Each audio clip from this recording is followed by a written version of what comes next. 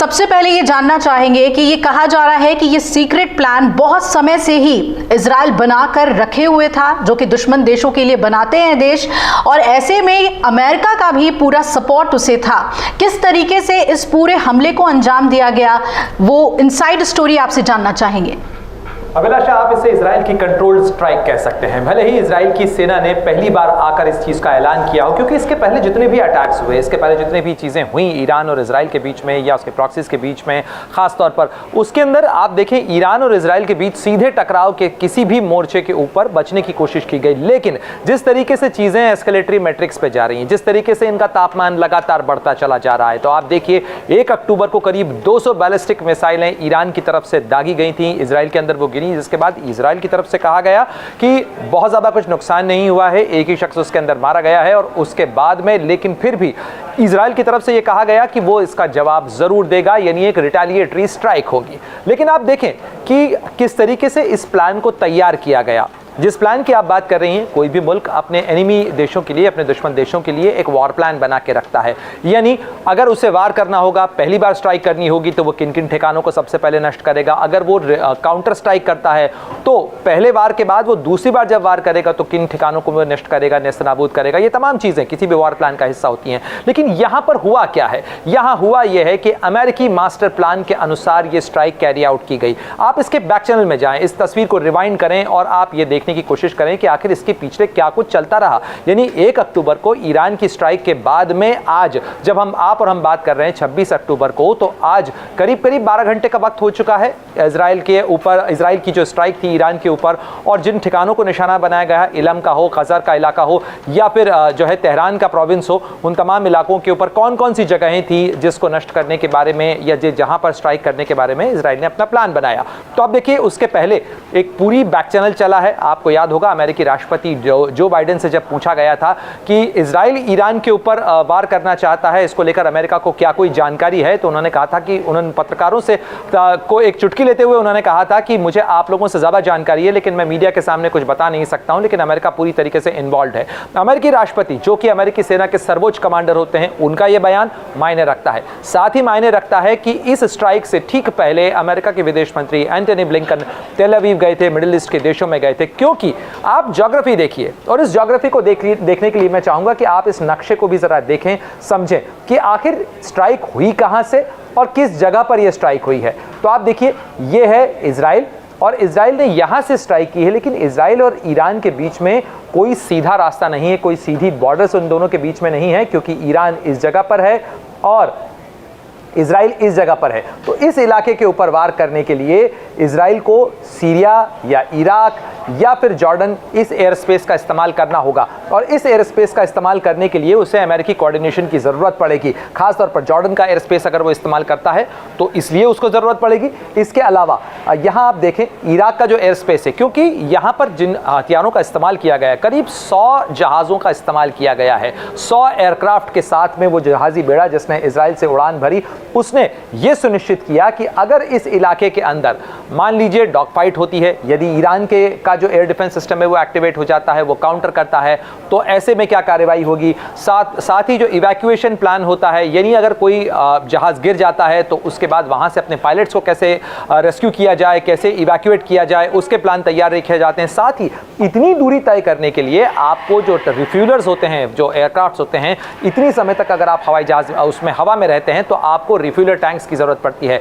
इतनी बड़ी मात्रा में रिफ्यूलर टैंक्स, इसके अलावा जो अवैक सिस्टम होते हैं, एयरबॉर्न अर्ली वार्निंग सिस्टम, ये अमेरिका की मदद के बिना इजराइल के लिए इस स्ट्राइक को मुकम्मल करना मुश्किल था, संभव नहीं था। और इसीलिए हम कह रहे हैं कि ये अमेरिकी मास्टर प्लान के अनुसार हुई स्ट्राइक है। और इसीलिए आप देखिए पहले इजराइल का बयान आता है और उसके बाद अमेरिका के पेंटागन की तरफ से भी बयान सामने आता है, जिसके अंदर कहा जाता है कि हम वार्न करते हैं ईरान को कि ईरान कोई पलटवार न करे। ऐसे में सवाल खड़ा होता है अभिलाषा कि क्या अब ईरान चुप बैठ जाएगा? ईरान जो ये कह रहा है कि कोई नुकसान नहीं हुआ है उसे, हालांकि 2 सैनिकों की मौत को कंफर्म किया गया है। ईरानी मीडिया जो है वो कंफर्म कर रहा है कि ईरान के 2 सैनिक मारे गए हैं, क्योंकि कथित तौर पर इजराइल ने जिन इलाकों को निशाना बनाया है वो ईरान का ये इलाका है, और इस इलाके के अंदर जहां पर जिन जगहों को निशाना बनाया गया है उसमें अधिकतर कथित तौर पर इजराइल की तरफ से कहा जा रहा है कि उसने मिलिट्री एस्टैब्लिशमेंट्स जो हैं उनको नष्ट किया है। एक और चीज़ मैं आपको अभिलाषा बताऊं, कहा तो जा रहा था वॉर प्लान के अंदर कि जो मिलिट्री इंस्टॉलेशंस हैं, इसके अलावा जो पेट्रोकेमिकल रिफाइनरीज हैं ईरान की, यहां तक कि ईरान की न्यूक्लियर साइट्स जो हैं वो भी इजराइल के निशाने पर हैं। लेकिन यहां पर जो टारगेटेड स्ट्राइक की गई उसके अंदर केवल ईरान को मैसेज दिया गया है, लेकिन कोई वाइड स्प्रेड डैमेज जो है अभी तक उसकी खबर ईरान से नहीं आई है। क्योंकि अगर 100 लड़ाकू विमान अगर किसी बर्बादी या किसी बमबारी के लिहाज से जा रहे हैं तो देखिए इजराइल की जो वायुसेना की क्षमता है, इजराइल जिस तरीके से बमबारी कर रहा है, जितनी प्रिसिशन स्ट्राइक करता है, हमने गाजा में देखा है, हमने लेबनान में देखा है और हमने बर्बादी की वो तस्वीरें भी देखी हैं। लेकिन ऐसी तस्वीरें फिलहाल ईरान से नहीं आई हैं। यानी कहीं ना कहीं एक बैक चैनल कोऑर्डिनेशन जो था वो कोऑर्डिनेशन इजराइल और अमेरिका के बीच में देखने को मिला है, साथ ही जॉर्डन अमेरिका के बीच में देखने को मिला है। इराक में अमेरिका जो है वो उसके एयर स्पेस को काफी हद तक कंट्रोल करता है, इसलिए अमेरिका का कोऑर्डिनेशन, अमेरिका का इन्वॉल्वमेंट इस पूरे ऑपरेशन के अंदर बहुत था। लेकिन अब सवाल यही खड़ा होता है कि क्या ईरान पलटवार करेगा या ईरान चुप होकर बैठ जाएगा।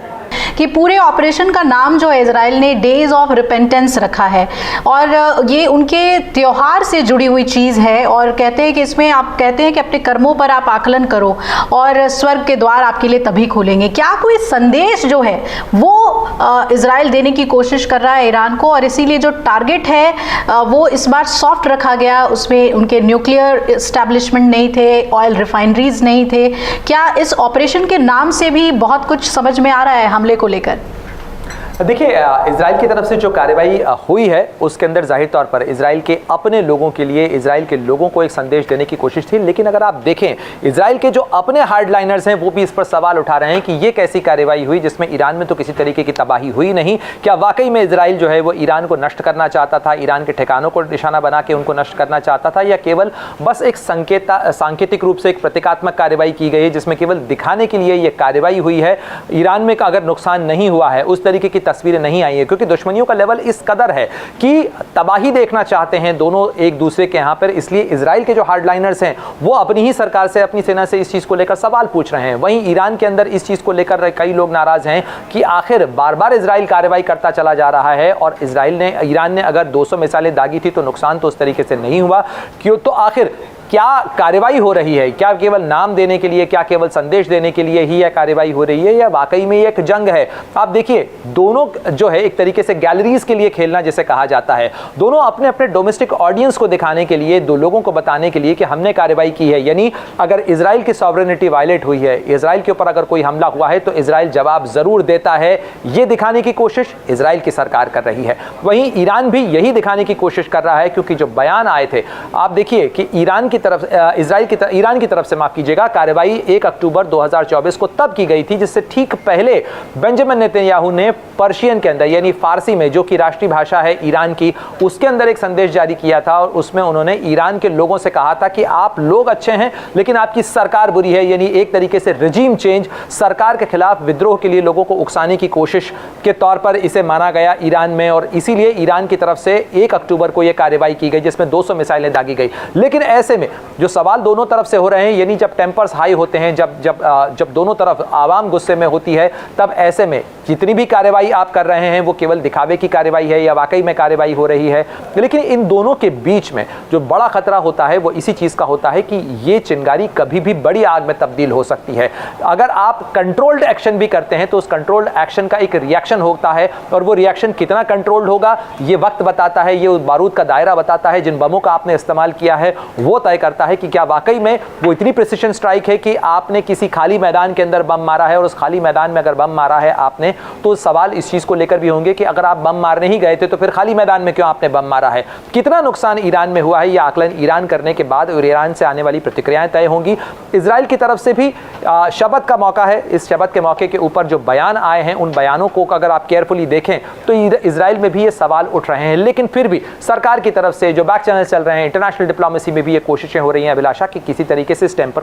को कूल किया जाए, फिलहाल यही रोका जाए, क्योंकि बड़ा खतरा इस जंग के बढ़ने का है। और लगातार हम देख रहे हैं कि अप्रैल से लेकर कार्रवाई यानी क्रिया और प्रतिक्रिया दोनों तरफ से चल रही हैं, दोनों तरफ से एक दूसरे को निशाना बनाया जा रहा है। ये रुक रुक कर कार्रवाई हो रही है, लेकिन धीरे धीरे इसकी इंटेंसिटी इंटेंसिटी बढ़ती चली जा रही है। यानी पहले कुछ मिसाइलें दागी गई, दोनों ने एक दूसरे के ऊपर निशाना बनाया अप्रैल 2024 के अंदर, लेकिन उसके बाद टेम्पर्स को कूल करने की कोशिश हुई और बड़े समय तक कार्रवाई नहीं हुई। लेकिन अब अगर आप देखें 200 मिसाइलें दागना इजराइल के ऊपर बड़ा हमला है। ऐसे में बड़ा नुकसान इजराइल के अंदर हो सकता था। यहाँ तक कि राजधानी तेल अवीव के अंदर भी मिसाइलें गिरी थी, हमने वो तस्वीरें देखी थी। उसके अलावा